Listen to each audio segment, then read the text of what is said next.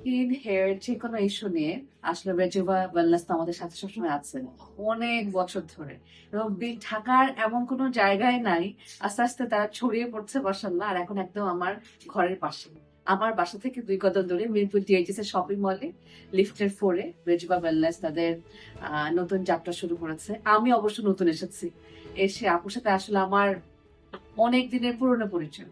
ফ্যামিলিগত ভাবে আপুর সাথে মাঝে মাঝে পরামর্শ নেই, যেহেতু আমাদের থাকে না যে আর্মি কিট বলেন বা আশেপাশের আমাদের বন্ধু বান্ধব সব কিন্তু মিরপুর ডিএইচএস কেন্দ্রিক বা ডিএইচএস বা ক্যান্টনমেন্ট কেন্দ্রিক।